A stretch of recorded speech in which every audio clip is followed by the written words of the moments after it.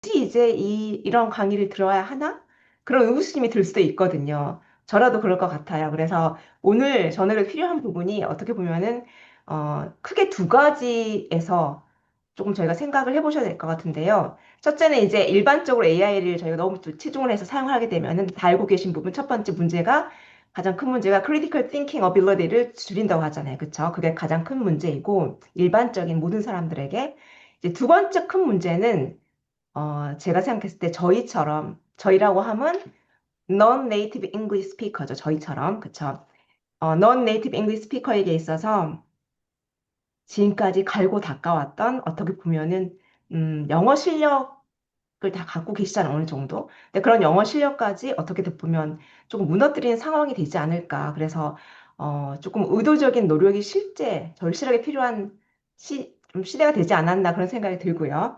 그래서 이제 오늘 제가 내용을 알려드리면은 이런 내용을 조금 알고는 계시고 그리고 그렇게 사용을 해서 한번 써보도록 하시면서 어떻게 하면 크리티컬 띵킹이나 또는 저 영어 실력들을 조금 더 늘리지 못할 망정 또 낮추게 하면 안 되잖아요. 지금까지 너무 열심히 노력해 오셨는데 그쵸? 어느 정도 경지에 오르신 분들인데 그래서 어떻게 하면은 조금 더 이런 내용을 통해서 이렇게 작성을 해서 연습하는 부분이라 의도적인 노력을 하는 부분이라 그렇게 하시면 좋을 것 같습니다.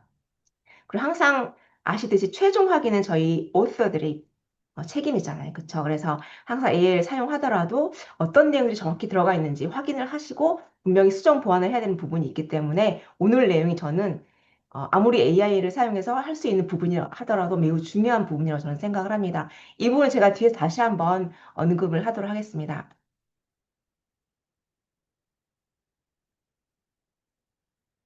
네, 오늘은 지난 시간 기본적으로 아카데믹 라이팅에 대해서 인물드 구조를 통해서 보셨고요. 그리고 오늘은 조금 구체적인 주제예요. 앱스트랙과 커버 레터 두 가지를 같이 보도록 하겠습니다. 아까 사선생님께서 말씀해 주셨는데 앱스트랙이 너무 중요한 하나의 키 피스 중에 하나예요. 그쵸? 서브미션 할 때. 그리고 요즘의 경우는 서브미션이 정말 많아져서요. 이제 AI 사용과 함께 정말 많아져서 서브미션 많아지면서 오히려 그 퀄리티가 조금 떨어진 경향이 상당히 많고요. 그리고 서브미션 많다 보니 예전에는 에디터 치프, 에디터들이 어느 정도 그래도 조금 풀 매니스크립을 보는 경우도 그래도 조금 있기도 했는데 지금은 전혀 볼 수 있는 그런 상황이 안 된다고 저는 이제 얘기를 들었는데요. 거의 그 수준으로 해서 그렇기 때문에 앱스트랙이 더 강화가 되고 있는 그러니까 너무 중요하게 지금 뜨고 있는 그런 키피스가 되고 있는 것 같습니다. 제가 또 LED 소속이니까 잠깐 또 말씀을 드리도록 하겠습니다. 저희 LED는 전 세계에 있는 글로벌 컴퍼니가 되겠고요. 또 우리나라에도 이렇게 브랜치가 있어서 저랑 같이 또 이렇게 활동을 하고 있고요. 여러 가지 대학 내에서 대학교와 이제 어떤 협약을 맺고 서로 연구 활동을 협조해서 도와주는 부분을 하고 있습니다. 네. 여러 가지 author services나 어떤 corporate solutions 이런 내용들을 좀 같이 보고 있으니까 참고로 봐주시면 좋겠습니다. 네. 지난 시간 오신 분들은 대충 알고 계시겠지만 간단히 전 소개를 드리면 저는 좋게 말하면 호기심이 좀 많아가지고요. 간호학이라든지 티솔이라는 영어 교육 분야 그리고 교육 심리학 쪽에 조금씩 공부를 했고요. 그 다음에 이제 어떻게 보면 또 집중을 못해가지고 이렇게 아주 깊게는 못했지만은 두루두루 좀 공부를 했습니다. 다행히 이제 이런 백그라운드를 바탕으로 해서 현재는 동신대학교에서 네, 교편을 잡고 있으면서 지금처럼 LEDG에서 아카데미 컨설턴트로서 국가 연구기관의 연구자분들 그리고 종합병원, 저 대학병원, 상급병원의 의료진들에게 오늘 오신 선생님들처럼 이런 곳에서 영어 논문 작성법이라든지 퍼블리케이션 관련해서 여러 가지 워크숍을 진행을 하고 있습니다. 코리아 티솔이라고 해서 대한영어교육학회에 에서 여기에서도 조금 여러 가지 관련된 일을 연구 일을 좀 하고 있는 상태이고요. 개인적으로는 계속해서 연구재단에서 지원을 받아서 연구를 계속 진행을 하고 있고요.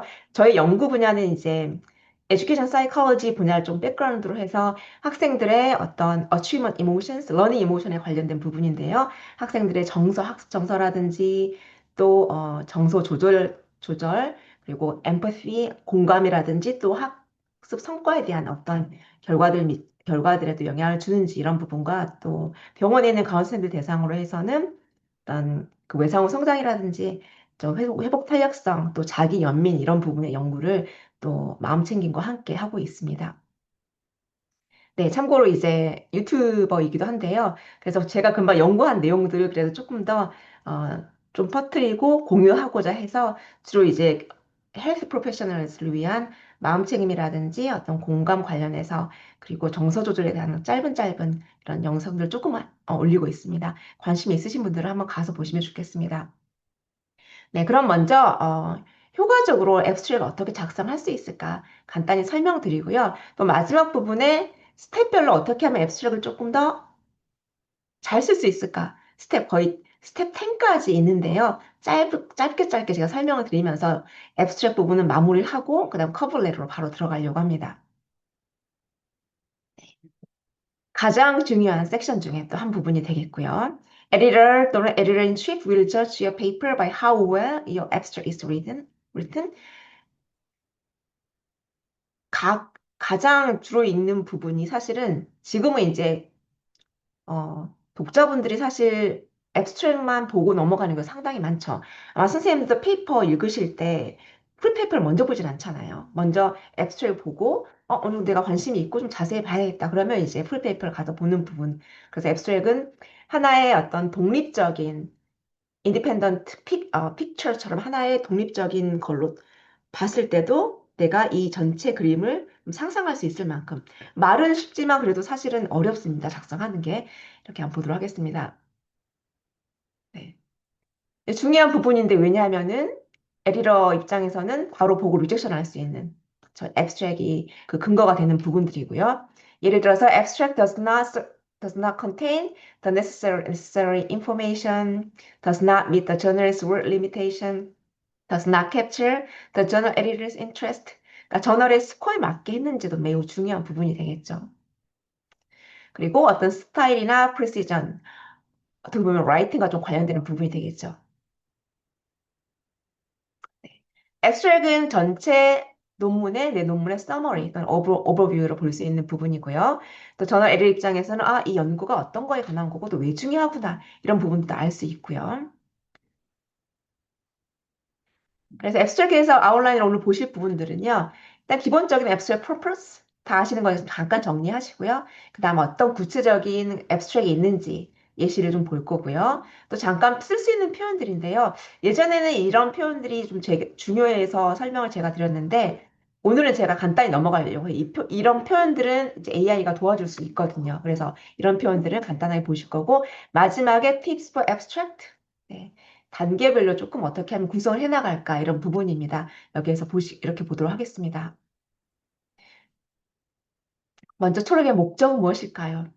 다 알고 계신 거지만 목적은 the main job of your abstract is to 자료가 다 있으시죠? 보셨을 것 같아요. 맞아요. To help anyone that reads it to understand your research. 특별한 이유는 아주 특별한 이유는 아니죠. 기본적으로 다 알고 있으실 그런 내용입니다. 그렇다면 what if people only read my abstract? 그런데 많은 연구자분들이, 독자들이 실제 앱스트랙 많이 읽고 넘어갑니다. 저도 그런 경향이 상당히 많고요.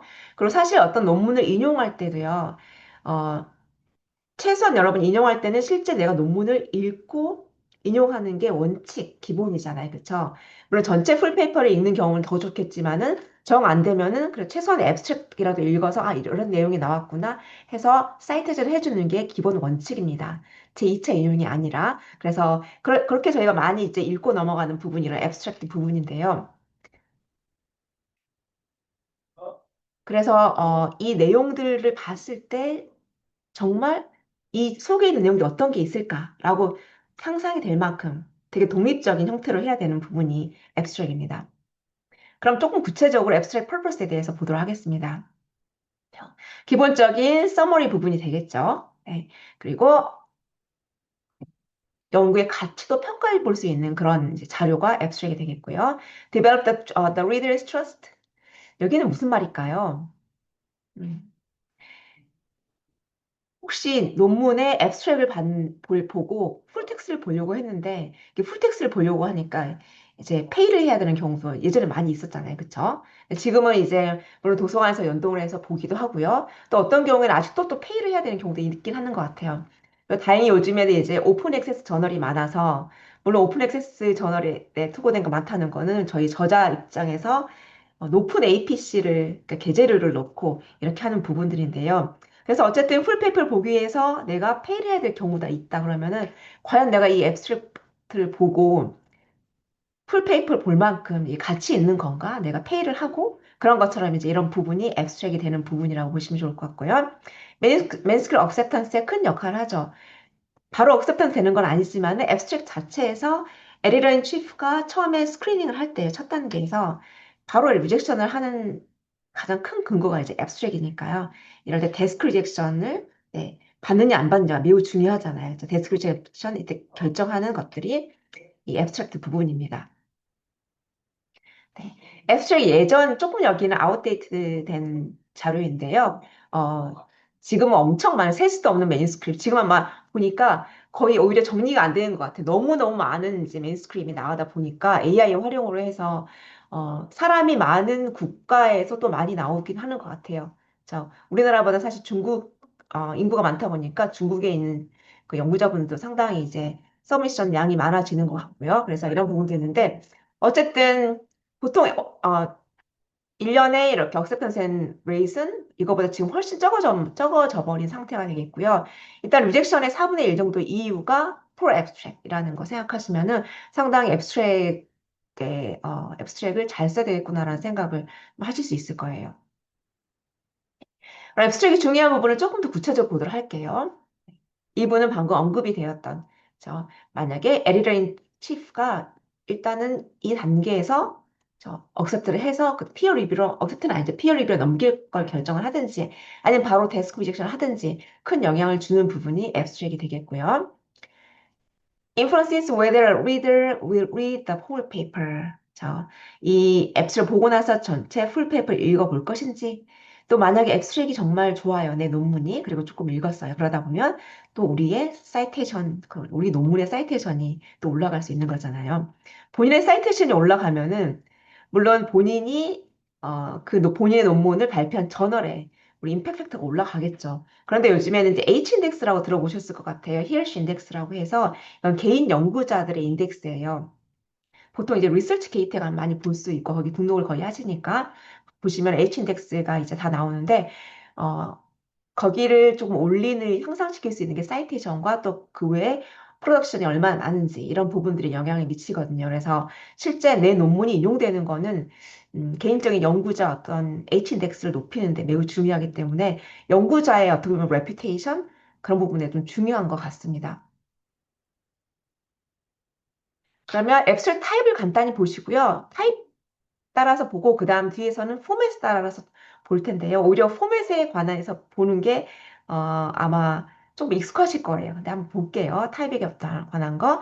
네 가지 타입이 있는데요. 첫째는 descriptive, 두 번째는 informative, 세 번째는 critical, abstract, 마지막 highlight인데요. 거의 세 번째, 네 번째 저희가 사용을 거의 하진 않고요. 그래도 알고는 계시면 좋을 것 같아요. 경우에 따라서는 이런 페이퍼에 어떤 페이퍼들의 이런 앱스트랙이 있기 때문에 보시면 좋을 것 같고요. 그다음 저희가 많이 볼 수 있는 형태가 descriptive, informative인데요. 이 두 가지는 제가 그 다음에 설명드릴 포맷으로 나누는 앱스트랙과 또 관련이 되어져 있습니다. 같이 보도록 할게요. 혹시 제가 아까 처음에 시작할 때 깜빡이고 말씀 못 드렸는데요.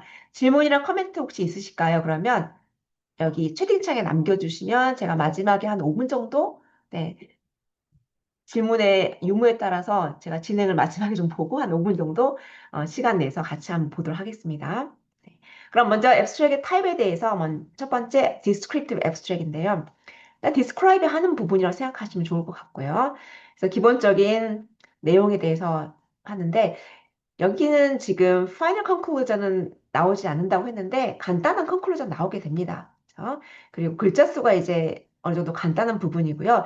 글자 수는 지금 많이 신경을 안 써도 되는 부분이 기본적으로는 100에서 20자 정도라고 하지만 이 글자 수를 따르는 거는 각 저널의 서미션 가이드라인, 그쵸? 가이드라인에 따라서 하시면 되기 때문에 크게 신경을 쓰시지 않아도 될 것 같습니다.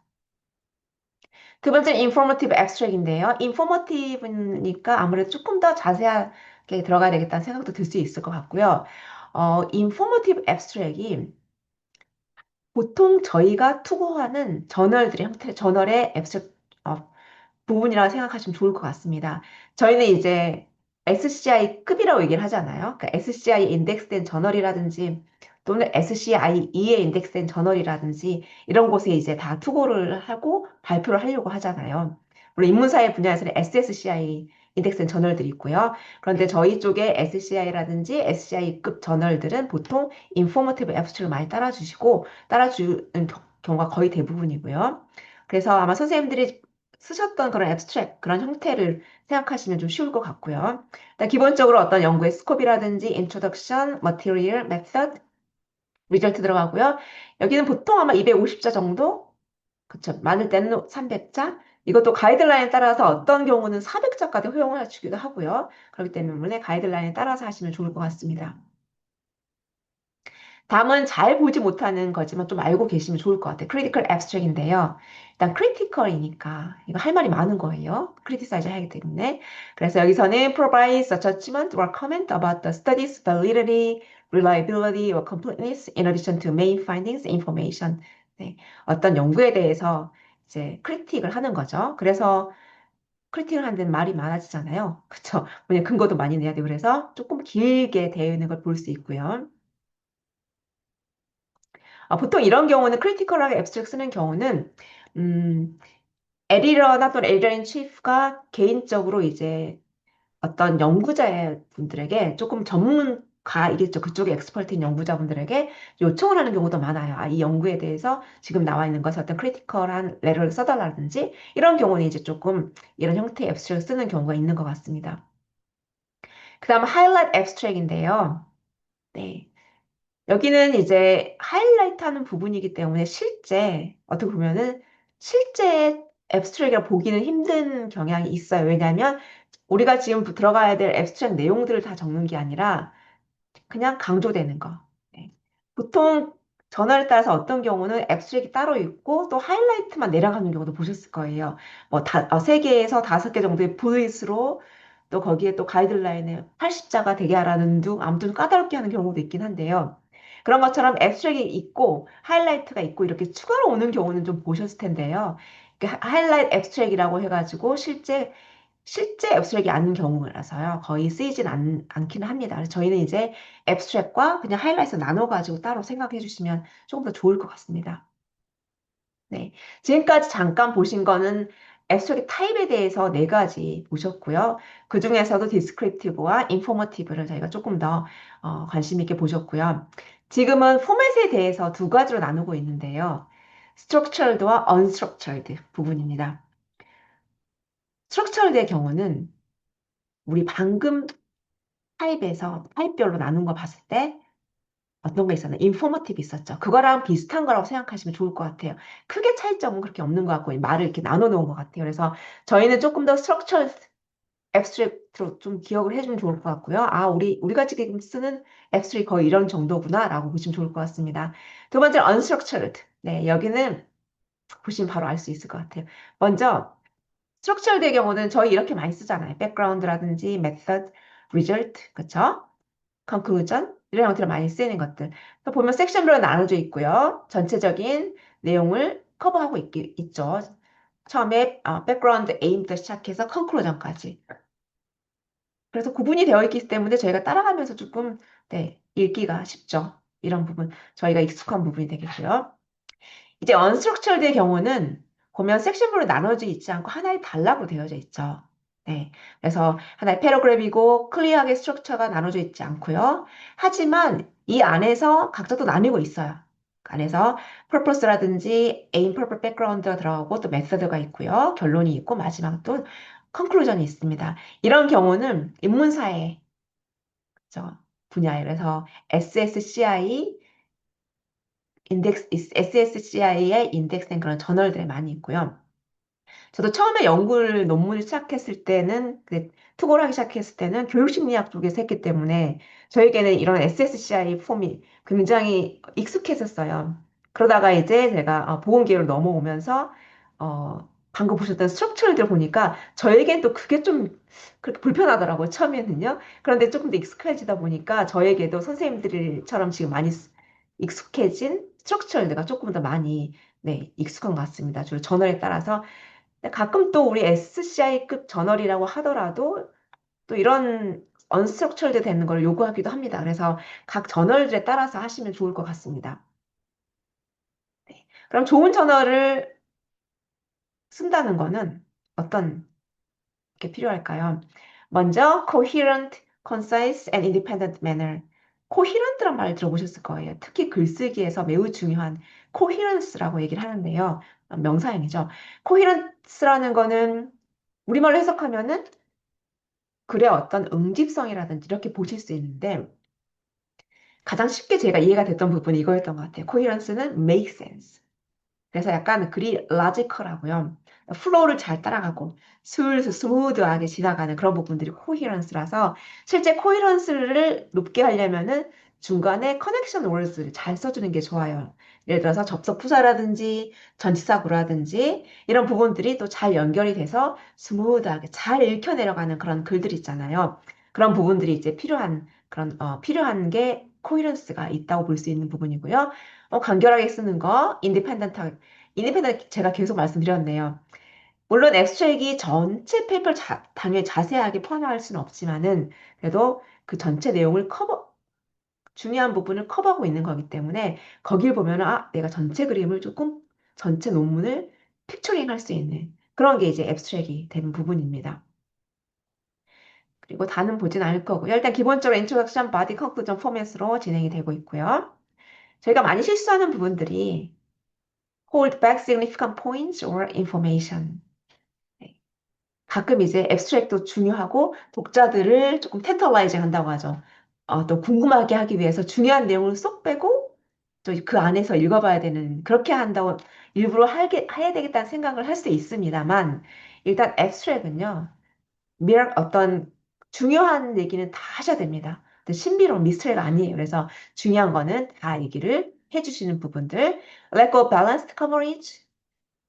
여기는 각 섹션별로 있잖아요. 백그라운드라든지 메서드라든지 리절트라든지 컨클루전 이런 부분이 밸런스 있게 맞춰주는 부분들 필요하고요. 그 다음 사이테이션 저희가 넣지 않죠. 그렇죠? 여긴 지금 넣어야 된다고 넣는 게 실수인 거고요. 기본적 길이는 가이드라인 따라서 하시면 될 것 같고요. 이 부분도 예전에 실수를 많이 했던 부분인 것 같아요. Use the same sentence for the first line of the abstract and the first line of the introduction. 앱스트랙의 첫 문장은 보통 백그라운드에 대한 게 나오니까 우리 인트로덕션에서 전체 매뉴스크립트 바디 부분에 인트로덕션이 나올 때 첫 번째 문장들 그대로 가져와 쓰는 경우도 있어요. 그래서 저는 사실 예전에 워크샵을 한번 들었을 때 아주 예전에 그분이 이렇게 쓰라고 저는 얘기를 했었거든요. 그냥 간단하게 인트로덕션에서 이렇게 가져오세요라고 해가지고 그래 되는구나 했는데 조금 지나다 보니까 같은 내용이더라도 약간의 패러프레이징은 꼭 필요한 부분이 있는 것 같습니다. 똑같은 문장을 읽는다는 거는 그쵸.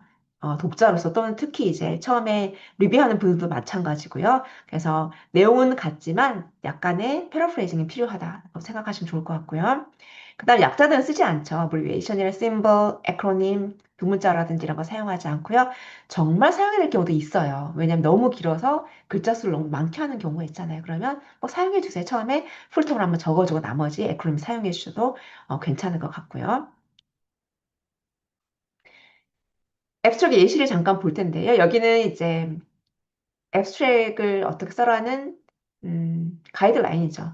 여기 가이드라인 지금 나온 거는 전체 서브미션 가이드라인의 극히 일부예요. 서브미션 가이드라인 다 한번 체크해 보셨을 거예요. 보시면 엄청 길잖아요. PDF로 이렇게 또 다운받아서 할 수 있게끔 몇십 페이지로 되어 있기도 하고요. 그런데 여기는 이제 그 중에 한 일부분이에요. 이전을 해서 간단하게 이렇게 앱스트랙 뭐 160자 정도로 하고 어떻게 진행하라는 것도 나와주고 이거는 매우 간단하게 나온 그런 이제 인스트럭션이 되겠고요.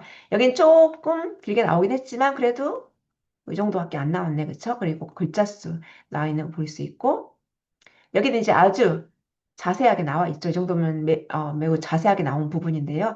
이런 것도 한번 참고하시면 좋겠습니다. 잠깐 질문을 드려보도록 하겠습니다. 어려운 질문 아닌데요. 저희가 아까 처음에 타입에 대해서 잠깐 보셨잖아요. 타입은 네 가지로 나눴었는데 그 중에서 디스크립티브와 인포머티브를 가장 많이 쓰게 되니까 거기에 대해서 잠깐 더 자세히 보셨는데요. 지금 나와 있는 이 앱스트랙은 디스크립티브인가요? 인포머티브인가요? 네. descriptive는 unstructured로 생각해 주시면 좋고요. informative는 structured. 바로 아시겠죠? descriptive가 되겠죠. 이제 나눠져 있진 않고요. 그죠? 사실 이건 좀 잘 된 거였는데 왜 잘 됐냐 봤더니 during, on the other hand, therefore, however, thus 이런 식으로 해서 중간중간에 어떤 커넥션 월드를 잘 사용을 해줘서 스무드하게 코히런스가 상당히 높은 그런 어, 앱스트랙이었으니까 한번 보시면 좋겠습니다. 자료에서. 앱스트랙이 잘 됐다 그러면은 금방 보셨던 게 이제 좀 살펴봤더니 일단 기본적인 용어에 대해서 어떤 컨셉에 대해서 인트로덕션이 이루어졌고 쭉 한번 나중에 보세요. 그러면 그 안에 스코프라든지 또 컨클루전까지 순서대로 잘 섹션 나눠져 있지는 않지만 그래도 보면 어디가 나누는 부분인가를 알 수 있는 부분입니다. 어, 또 여기는 가이드라인에 따라서 글자 수도 맞춰서 했고요. It gives a clear picture. 네, 이 부분이 이제 되게 인디펜던트한 매너로 쓰였다고 볼 수 있는 부분들입니다. 그리고 이 안에서도 인트로덕션, 바디, 컨클루전 포맷으로 중간중간에 나뉠 수 있는 부분을 찾을 수 있을 거고요. 가장 중요한 부분 안에 라이팅 관련해가지고 a consistent flow is maintained. 특히 여러 가지 커넥션 오럴스 라지컬하게 연결해서 스무드 트랜지션 일어난 거를 볼 수가 있습니다. 이렇게 좀 잘 된 앱스트랙을 살펴봤고요. 두 번째 이그샘플에서는 금방 답변할 수 있겠네요. descriptive인가요? informative인가요? 네, informative. 익숙하신 부분이죠. 그래서 background라든지 method, result, conclusion 부분으로 이렇게 섹션별로 나와져 있는 거를 볼 수 있습니다. 그래서 지금 보시는 structure 또는 informative abstract과 맨 처음에 첫 번째 예시로 보셨던 descriptive 차이가 있다면은 보통 이제 우리 임레드 구조라고 하잖아요. 우리 지난 시간에 임레드 구조에 따라서 임레드 구조 가장 기본적인 맨스크립트 라이팅의 구조였고요. 앱스트랙은 그 작은 그죠? 미니어처예요. 그거에. 그래서 인트로덕션이라든지 메설 리절트, 디스커션, 컨클루전 부분으로 나눠지는 걸 볼 수 있고요. 그래서 마지막에 제가 스텝별로 본다고 그랬잖아요. 그쵸? 스텝별로 볼 때도 이런 부분이 필요합니다. 그때 다시 또 말씀드리도록 하겠습니다. 그리고 조금 더, 디테일하게 설명된 부분, 인포머티브니까 인포메이션이 일단 들어가야 되고요.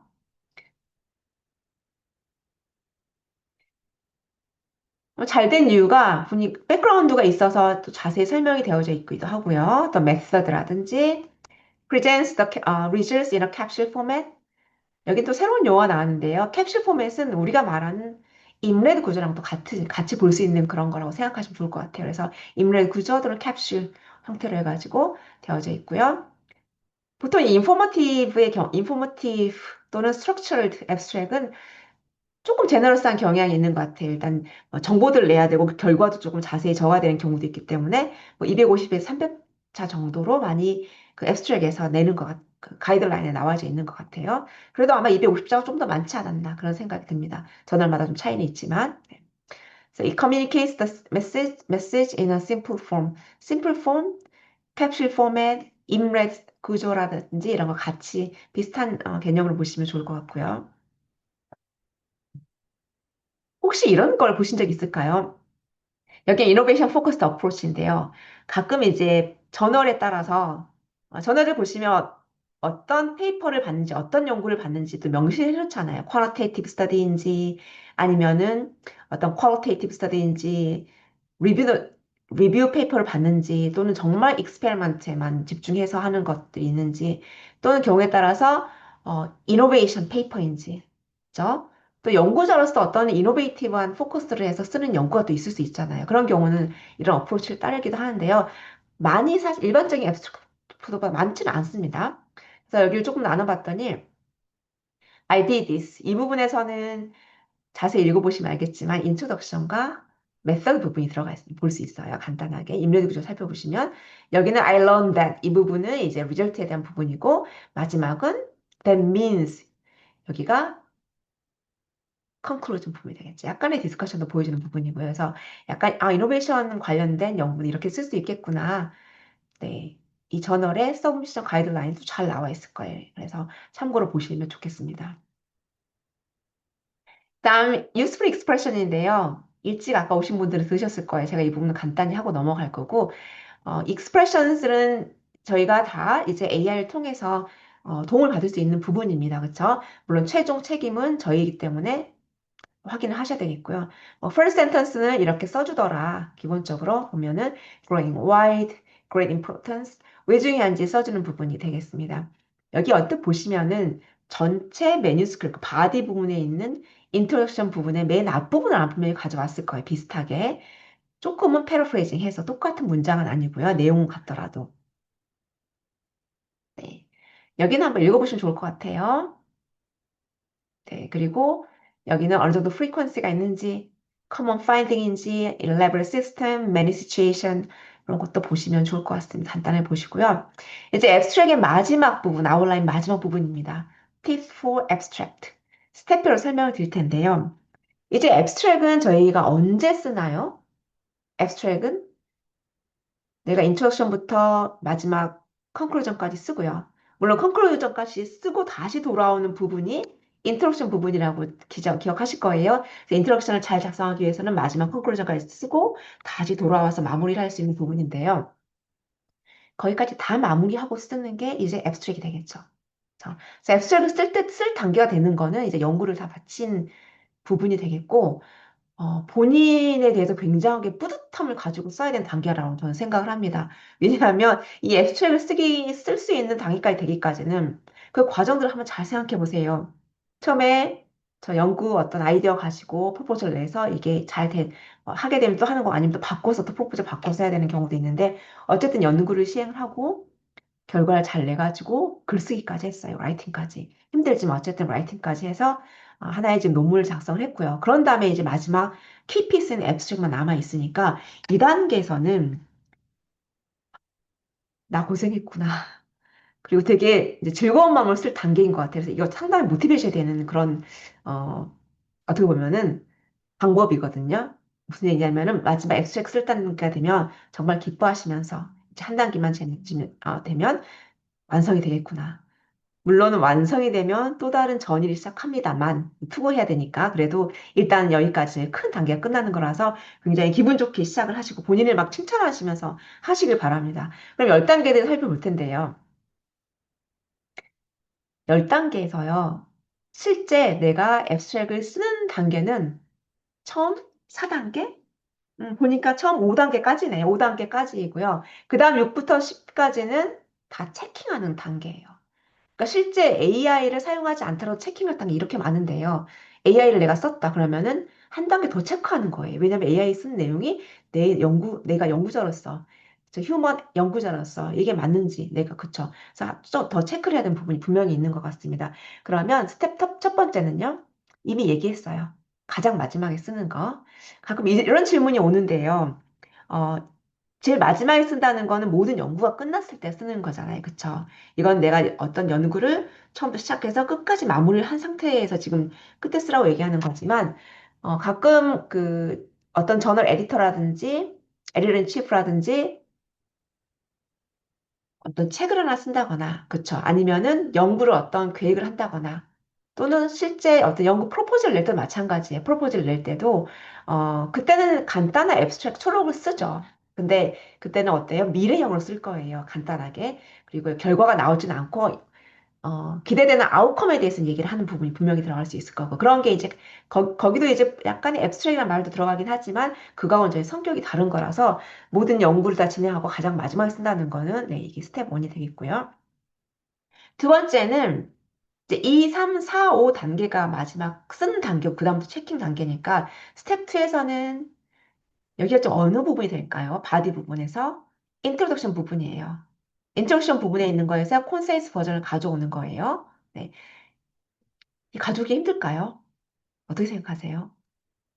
저는 본인이 이 매니스크립트 썼다면 이 가족이 그렇게 어렵지 않습니다. 왜냐하면 실제 내가 썼기 때문에 누구보다도 내가 내 논문을 제일 잘 알아서 써보면 여기서 내가 이게 중요했었지. 이거는 선정하기가 그렇게 어렵지는 않다고 하니까요. 보시고 일단 선정해서 갖고 오시는 거예요. 갖고 오고 그대로 쓸 건 아닙니다만 일단은 가져오세요. 인트로덕션에서 가져왔어요. 두 번째는 key phrases and sentences from your method section. 이번 method section에서 가져오는 거예요.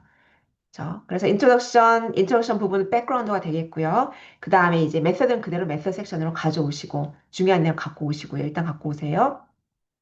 그 다음에서는 key phrases and sentences 어디에서 result와 conclusion이 사실 result나 conclusion에서 다 가져옵니다. 우리 디스커션은 크게 들어가진 않잖아요.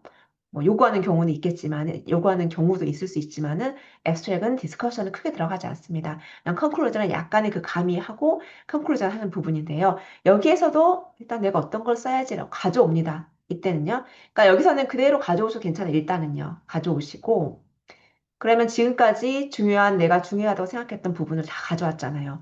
그걸 가지고 이제 마지막이 아니라 이 스텝 5에서 마지막으로 가져왔던 센텐스를 잘 어레인지 하고요.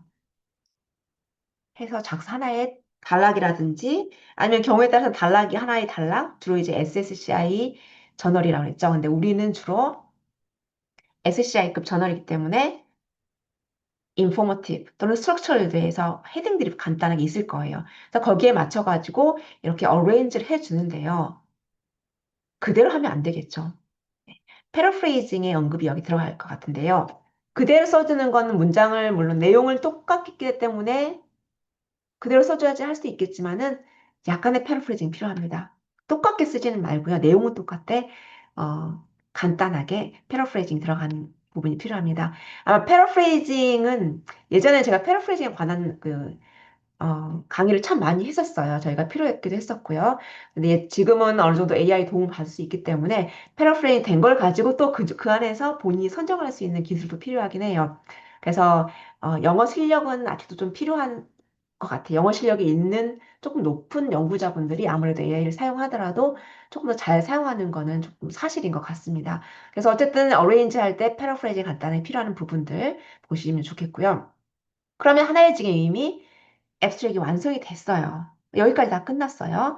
그럼 그 다음 단계부터는 체크하는 단계라고 말씀드렸잖아요. 그렇죠? 여기서는 make sure this does not contain new information, undefined abbreviation, unnecessary method, reference citations. 다시 한번 더블 체크하는 거예요. 거의 안 쓰긴 할 거예요. 그렇죠? 혹시 또 인용이 되어져 있다거나 체크하는 부분들. 여기서 체크해요. Remove unnecessary information. 체크하는 거. Check the flow of sentences. 코헤런스가 잘 되어 있는지. 그쵸? 이런 부분들. Connecting word 살펴보시고.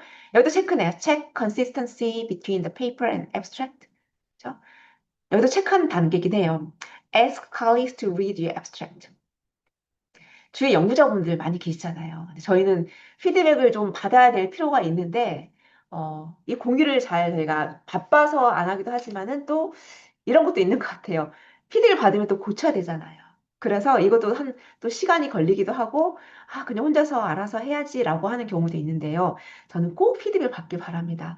여기뿐만 아니라 특히 연구 프로포즈를 어떤 한국 연구자단 낸다든지 할 때 가능하면 최소한 3명 이상의 연구자분들에게 이왕이면은 그 3명 안에는 내 분야가 아닌 연구자분에게 조금 이렇게 피드를 받아보는 게 너무 중요한 것 같습니다. 그래서 피드를 받아서 보면은 정말 새로운 게 보여요. 그래서 피드백 받을 때는 아우치 합니다. 사실은 되게 속상하기도 하고, 감히 나에게 이렇게 얘기를 할 수가 있나, 이런 생각이 들기도 하지만은, 가끔 그럴 때도 있어야 될 것 같아요. Swallow your pride.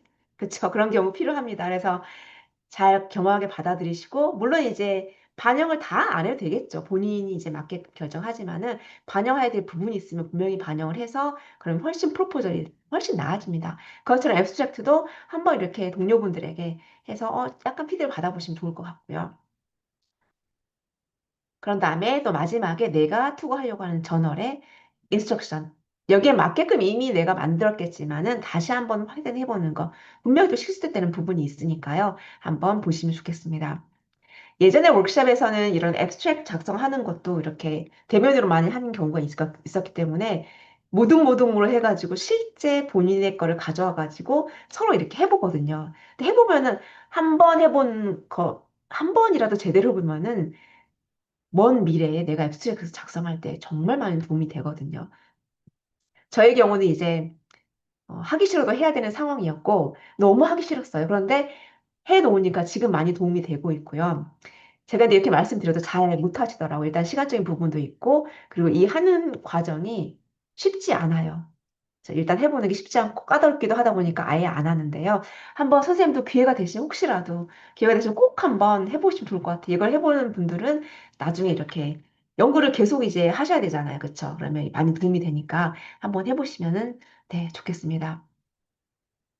기억할 부분 정리하고 그 다음 커버 레터로 넘어가도록 하겠습니다. 항상 instructions 거의 가이드라인 다시 한번 보시고요. word 의미 또 확인하시고 여기의 경우는 포맷을 잘 보란 얘기 되겠죠. 보통 저희는 informative 포맷이라든지 또는 structured 포맷으로 사용하면 되는 부분들이고요. 나머지도 읽어보시면 좋겠고요. 이거 중요한 부분 나왔네요. Read published abstract in your field. 네. 논문 저희 그 타겟팅에서 어떤 저널을 내가 타겟팅해서 서미션을 해야 되잖아요. 그쵸? 그러면 그 저널을 자세히 가서 보는데 특히 최근에 발표된 논문들이 있을 거예요. 저는 최소한 10개 정도를 한번 읽어보시면 좋겠어요. 내가 지금 투고하려는 저널의 최신 논문들 있잖아요. 어떤 게 나왔나. 그리고 거기에 이제 내용도 보지만 또 어떤 트렌드가 있는지도 확인하는 거 중요하고요. 여기에서는 엑셀 포맷은 어떻게 되어 있지? 이것도 상당히 중요한 것 같아요. 많은 도움이 됩니다. 이런 것도 한번 확인해 보시면 좋겠습니다. 네.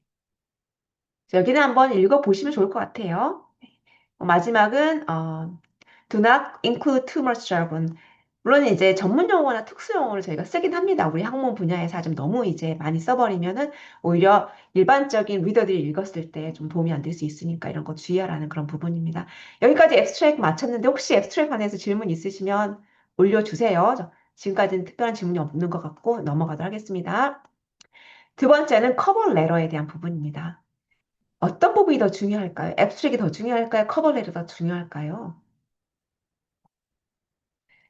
둘 다 중요한데요. 그래도 앱스트랙이 더 중요합니다. 사실은 앱스트랙은 그 논문 자체에 대한 자세한 그래도 커버 레터보다는 자세한 내용이 있기 때문에 앱스트랙을 써주는데요. 앱스트랙 커버 레터 차이는 분명히 있습니다. 예전에는 저도 잘 몰랐을 때는 앱스트랙에 있는 내용을 갖다가 커버 레터를 많이 써가지고 거의 내용 비슷하게 썼던 그런 실수했던 그런 경향이 있었는데 지금은 이제 커버 레터에 대한 들어갈 내용들이 정해져 있기 때문에 그걸 따라서 쓰는 게 되게 필요하고요. 혹시 선생님들 중에서 내가 에디터라든지 에디터 치 어떤 리뷰어로서 활동하고 계시면은 리뷰어보다는 에디터로 활동하신다면은 이 커버레터에 대해서 좀 자세히 아실 거고 또 읽어보신 분은 왜 이렇게 커버레터를 썼지? 라고 느끼신 분도 계실 거예요. 네, 그런 실수를 하지 않기 위해서 일단은 볼 거고요. 물론 요즘에 AI에 템플릿도 많이 나와져 있고요. 저도 템플릿 하나 소개를 드릴 텐데 많이 나와 있습니다. 거기 따라서 하시면 되는데 그래도 어떤 내용들을 우리가 들어가야 되는지 또 알고는 사용을 해야 되잖아요. 그쵸? 그래서 한번 보도록 하겠습니다. 네, 에디터가 여기는 보는 순서라고 할까요? 그쵸? 먼저 물론 앱스를 가장 먼저 보긴 하겠지만 처음에 서브미션을 할 때 우리 코리스판딩 오서가 서브미션을 하면서 보면 커버 레터도 작성을 해야 되고 커버 레터도 서브미션 하는 코리스판딩 오서가 쓰는 거죠. 그렇게 되면 처음에 커버 레터도 같이 작성해서 서브미션 하게 되고 타이틀도 있고요. 앱스트랙, 리절트 이런 부분인데요.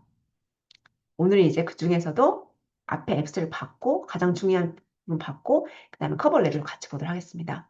커버 레터는 우리 자소서라고 하잖아요. 어디에 지원할 때 저 자소서인데요. 이건 논문 소개서예요. 내 논문의 자기 논문 소개서. 그래서 a letter introducing your manuscript to the editor. 자, a cover letter initiates a dialogue between the authors and the editors and serves to whet the appetite of the editors. 혹시 이 단어를 아신가요? 좀 어려운 단어긴 하죠. 이게 구미를 당기는 거예요. 구미를 당기기. 그래서 어, 커버 레터가 사실은 에디터들이 조금 또 관심 있게 보고 여기에 어떤 내용이 나와주기를 기다리는 부분도 있습니다. 그런 내용 볼게요. 커버 레터 왜 중요하냐면 실제 유일한 기회가 어떤 유일한 기회냐면은 내가 에디터랑 직접 그렇죠. 직접 얘기할 수 있는 절호의 기회예요. 물론 앱스트랙에서도 내 연구의 중요성이 나오겠지만은 특히 커버레터에서는 내가 이 연구를 왜 하게 됐는지라는 이 연구가 왜 중요한지 그리고 특히 많은 저널 중에서 그러니까 내 논문을 투고할 수 있는 저널은 많잖아요. 이 학문 분야에 분명히 있을 텐데 그중에서 내가 왜 굳이 이 저널을 선택했는지 이런 걸 이제 적어야 되니까 그걸 보고 싶어 하는 거예요. 유일하게 얘기할 수 있는 그 공간이 커버 레터입니다. 이런 거에 에리러가 관심이 많기도 하고요. 써보시면서 가이드라인을 좀 읽어보신 분도 꽤나 계실 텐데요. 혹시 커버레터에 대한 가이드라인이 있는 걸 보신 적이 있으신가요? 이건 저널마다 다르긴 한데요. 없는 경우도 많고요. 있는 경우도 있는데, 있는 경우는 또, 어, 이 저널의 경우는 아마 익숙하신 저널일 수도 있는데, 임팩트가 상당히 높습니다. 이 저널도. 네, 여기서 보니까 처음에 가이드라인 자체는 커버레터는 없었지만은, 리서브미션 할 때, 커버레터까지 같이 해주세요라는 말이 적혀 있어. 이 정도에서 나온 것도 있었고요. 또 헤파톨로지 논문에서는 커버레터에 대한 설명이 조금 나오기도 했고요. 커버레터에 또 어떤 내용을 넣어라까지 여기 한번 읽어보세요. 나와서 잠깐 보고 있고요. gastroenterology에서는 그렇게 많지 않았던 저널 중에 하나였던 것 같아요. 임팩트도 높기도 하고요. 그런데 여기에 좀 커버레터에 대한 내용이 좀 자세하게 나와져 있었어요. 그쵸. 그래서 이렇게 보시고 커버레터에 어떤 내용을 넣었는지 여기는 보니까 non-preferred associate, editors or reviewers 이런 경우도 이제 쓰라고 하는 경우도 있는 것 같아요. 꼭 필수는 아니지만은 내가 리뷰 우리 추천하라고 하잖아요. preferred reviewer, recommended reviewer 이런 경우를 커버레터에 쓰라고 하는 경우도 있고요. 요즘에는 이제 시스템 상에서 투고할 때 내가 조금 혹시 그 recommend 하는 리뷰어들이 있는지 적는 그런 저널도 있습니다. 시스템에 또는 아예 non preferred도 있을 수 있어요. 그 어떤 연구 쪽에 좀 오래 있다 보면은 그리고 퍼블리케이션도 많이 하고 또 어떤 인터내셔널 컨퍼런스 참석을 많이 하다 보면 내 연구 분야에 조금 저명한 분들을 알게 되잖아요. 그리고 또 얘기할 기회도 갖게 되고, 그러다 보면 또 디스커션도 하게 되는 경우도 있고, 디스커션이 잘 되는, 서로에게 호감이 가는 연구 관계가 생길 수도 있지만, 어떤 경우는 또 잘 안 되는 경우도 있단 말이죠. 그래서 그런 경우는 오히려 또 그런 리뷰어들이 또 내 논문을, 어쨌든, 물론, 임명을 하는 경우도 있지만은, 내 논문을 이렇게 했을 때 조금 더 또 알게 되는 경우도 있고, 약간 음, 또 부당하게 하지 않을까 그런 것도 생각할 수 있기 때문에 혹시라도 연구자 입장에서 non-preferred associate L이라는 리뷰가 있으면 또 적어주라고 하기도 합니다. 근데 이런 경우는 거의 없는 것, 거의 적지는 않죠. 그렇죠? 이런 경우도 있고요. 그래서 지금까지 보신 것처럼 전화에 따라서 아예 커버레터를 언급도 안 한 경우도 있고요. 이제 커버레터를 하라고 하는 경우도 있고 옵셔널이다 하는 경우도 있는데요. 필수가 아니더라도요. 꼭 커버레터를 하시길 바랍니다. 옵셔널이라고 하지만 꼭 하시길 바라고요. 커버레터에 가이드라인이 있으면 그 저널의 가이드라인을 그냥 따라서 하시면 되고요. 근데 없는 경우가 대부분이고 또 자세하게 또 알지도 않은 경우도 있고 해서 그러면 그런 경우는 이제 기본적으로 들어간 어떤 구성 요소들이 있으니까 그걸 제가 잠깐 말씀드릴게요. 또 뒤에 템플릿과 함께 말씀드리려고 합니다. 먼저 커버레터에 들어갈 내용 중에 이 저널, 내 논문의 타이틀 들어가겠고요. 코리스판딩 오서의 디테일도 마지막 맨 아래쪽에 이제 써주는 경우가 대부분이죠. 그래서 예를 들어서 본인의 이름이라든지 장소죠. 일하는 장소, 어필리에이션, 주소라든지 네, 이런 거 다 적어주고 경우에다 orchid 넘버라든지 뭐 자세하게 또 쓰라고 하는 경우 있으니까요. A short summary of your findings or importance. 이 부분은 앱스트랙에 있는 내용이랑 비슷할 수 있잖아요. 그쵸? 그런데 조금 달라야 하는 부분이 모든 그 앱스트랙에 있는 모든 내용을 가져오는 게 아니라 내 논문의 특히 메이저 스트렝스는 무엇인지 너무 많이 쓰지 않습니다. 한 세네 문장 정도. 왜냐면 이 논문에 대해서 이미 알고 있어요. 처음에 에디터 인 치프는 커버 레터랑 앱스트랙을 동시에 같이 보잖아요. 근데 내용이 너무 비슷해버리면 읽다가 별로 좋아하지 않습니다. 그래서 정말 다시 한번 중요하게 강조할 내용들을 여기에 넣어주시고요. 그 다음에 중요한 부분이 이건데요. 이걸 저희가 많이 놓치기도 합니다. 네. 이건 뭐냐면, 잠깐 언급을 드렸었는데요. 지금 내가 투과하려고 하는 논문은 투과할 수 있는 저널이 꽤 있어요. 그렇죠? 그런데 내가 굳이 왜 이 저널을 선택했는지 그 이유를 설명하는 거예요. Motivation for submitting to this journal. 어. 근데 이 부분을 작성할 때는 보통 좀 도움받을 수 있는 게, 어, 그 가이드라인에 가서 보시면 저널 홈페이지 가면은 각 저널에 에임이나 스콥이 나와져 있잖아요. 그쵸? 그래서 그분을 따라서 이제 작성을 해주시면 되는데, 특히 AI 도움을 받으실 때도요, 이런 게 좀 도움이 되실 수 있어요. 그 저널의 에임이나 스코프도 설명해주고, 이런 저널에 내가 내 논문을 이렇게 투과하려고 한다. 그리고 이제 내 논문의 내용도 적어야 되겠죠. 넣어줘야 되겠죠. 그러면서, 여기에 대해서 커버레를 작성해달라고 그러면 조금 더 정확하게 이 모티베이션까지 함께 해주는 걸 볼 수 있습니다. 그 다음 COI가 있는지 없는지. 이거는 필수는 아니긴 하지만 꼭 구성 요소는 아니긴 하더라도 또 이걸 요구하는 곳도 있어요. COI를. 물론 COI는 보통 어디에 들어가던가요? 그 테이블 페이지에, 죄송해요. 타이틀 전체 페이지에 넣을 수도 있고요. 아니면 전체 매뉴스크립트 뒷부분에 더 넣으라고 하는 경우도 있고 처음에 서브미션 할 때 이거는 각 저널의 가이드라인 따라서 하시면 좋을 것 같고요. 다섯 번째 나온 건 상당히 중요하네요. 이 두 문장은 항상 들어가야 되는 거예요. 항상. 물론 단독 저자일 때는 두 번째까지 안 들어가도 되지만 보통 공저자들이 많이 있잖아요. 메디컬 리서치에서는요. 그러다 보니까 manuscript is not under consideration for publication by another journal. 여기에만 투고된 거 중복 투고 안 했다는 얘기예요. 그렇죠? 그리고 all authors agreed to submit it to the journal. 모든 저자들이 동의했는지 이것도 분명히 필요합니다. 두 가지는 항상 챙기는 거. 똑같은 문장이 아니더라도 이런 비슷한 내용의 문장은 들어가야 된다는 거 보셔야 되겠고요. 이거는 옵셔널이죠. 거기서 원하면 써주는 거고요. 네. 그 다음 또 요즘에 에티컬 이슈가 너무 강조가 되고 있잖아요.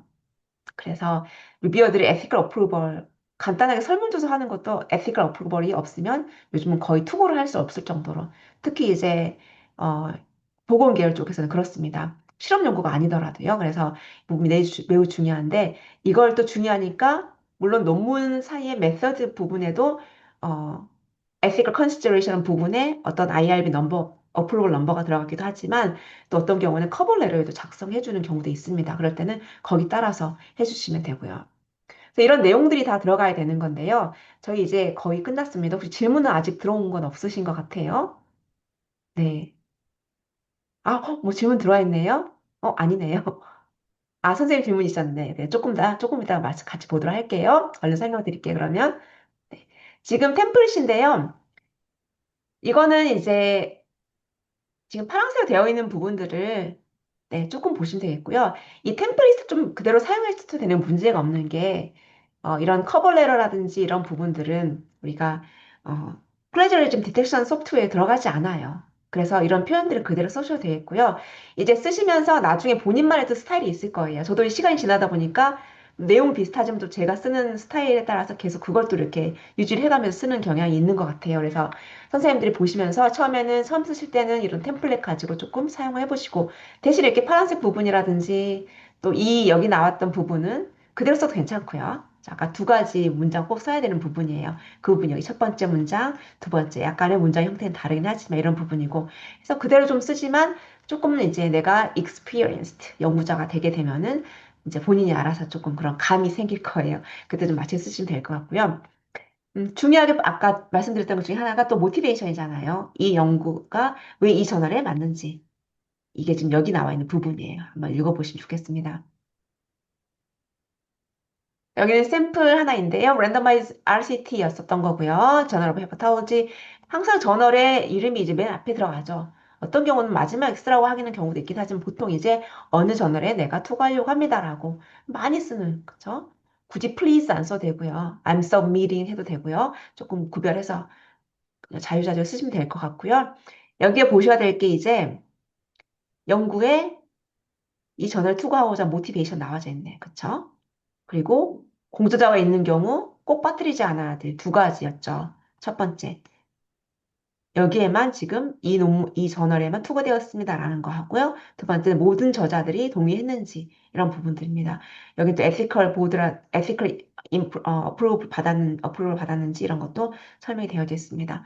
한번 보시면 좋을 것 같습니다. 네, 여기까지 보셨고요. 어, 처음에 오신 분들 계실지 모르겠지만 좀 늦게 오신 분도 계시죠. 제가 다시 한번 언급하고 싶었던 부분 중에 처음에 말씀드렸던 부분인데 한번 잠깐 다시 말씀드려볼게요. 저희가 AI를 지금 다 사용을 하고 있습니다. 그쵸? 사용을 하고 계시고 그런데 이제 굳이 이런 제가 오늘 내용을 드린 걸 알아야 되느냐? 어떻게 생각하세요? 알아야 됩니다. 왜냐하면 먼저 이제 AI의 가장 큰 문제는 첫 번째 일반 사람들이 다 통용이 되는 문제, 가장 큰 문제가 critical thinking ability를 낮추는 거예요. 이거는 이제 연구상으로 나와져 있는 부분이 확실한 거고요. 너무 의존하게 되면 두 번째는 특히 이제 우리에게 관련된 거예요. 우리 애는 누구냐면은 non-native English speaker에게 관련됐어요. 이건 어떤 부분이냐면 선생님들 지금 이미 어느 정도 영어 실력을 다 갖춘 분들이잖아요. 그런데 이 영어 실력을 갖추기 위해서 그간의 노력을 한번 생각해 보세요. 그쵸? 많이 노력하셨고, 어느 정도 이제 다 경지에 오르신 분들일 텐데, AI 너무 치중을 하게 되면 너무 모든 걸 다 AI에게 맡겨버리면요.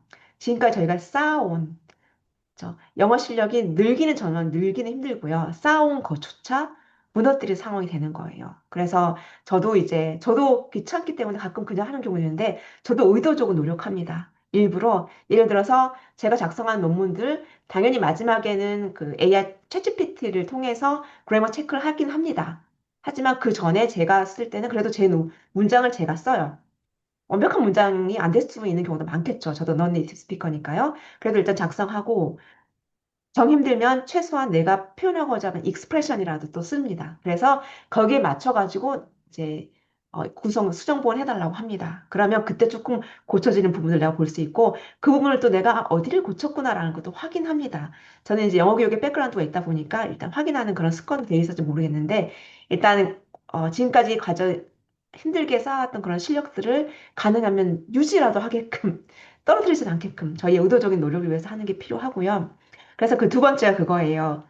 네, 본인의 실력을 떨어뜨리지 말자. 그래서 많이 주의하셔야 되겠고요.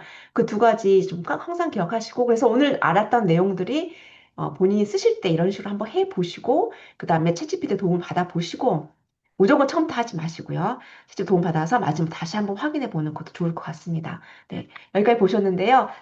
점심시간 오셔서 너무 감사드리고, 다음에 또 기회가 되면은 또 뵙도록 하겠습니다. 건강 항상 챙기시면서 연구도 하시고 일도 하시기 바랍니다. 너무 감사합니다.